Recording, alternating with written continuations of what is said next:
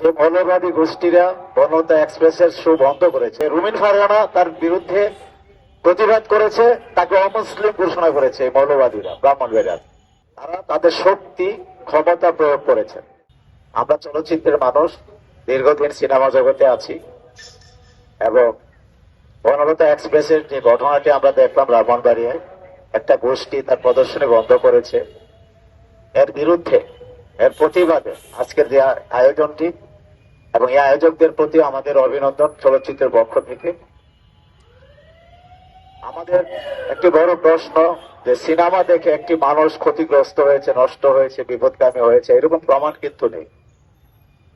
যে মৌলবাদী গোষ্ঠীরা বনলতা এক্সপ্রেসের শো বন্ধ করেছে, তারা যদি ছবিটা দেখতেন, জেলা প্রশাসক মহোদয় বরাবর তারা বলতেন যে এই প্রবলেম আছে, তারা কিন্তু তা করেনি।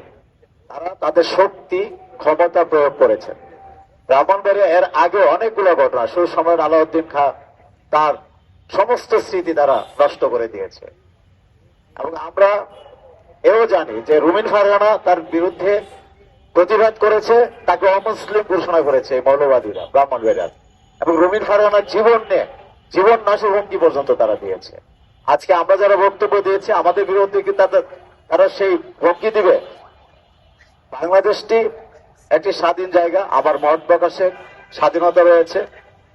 আমার মত প্রকাশে যদি সমাজের কিংবা সাংস্কৃতিক কোনো জায়গার ক্ষতিগ্রস্ত হয়, তাহলে আপনি আমাকে রুখে দিতে পারেন।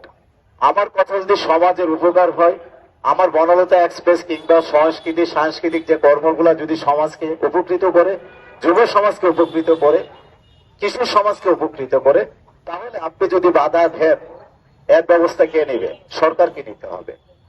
সরকার যেখানে একটি সার্টিফিকেট অনুমোদন করেছে বনলতা এক্সপ্রেস সারা বাংলাদেশে চলতে পারবে, সেই সিনেমাটা যখন একটা গোষ্ঠী বন্ধ করে দেয়, সরকারের কোনো ভূমিকা ছিল না। যদি সরকারের ভূমিকা না থাকে, তাহলে আজকের যে আন্দোলনটা এখানে আপনারা দেখছেন, আমি মনে করি সারা বাংলাদেশে দাবানলের মধ্যে আন্দোলন ছড়িয়ে পড়বে।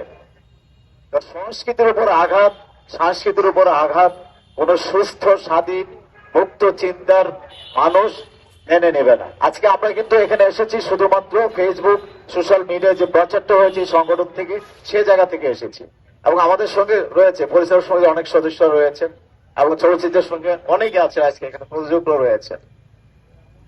আমার বিনীত অনুরোধ যে বর্তমান সরকারের প্রতি যে সংস্কৃতির উপর যে আঘাত, আপনারা এর বিরুদ্ধে বা যারা মৌলবাদ গোষ্ঠী তাদের বিরুদ্ধে একটি ব্যবস্থা নিন।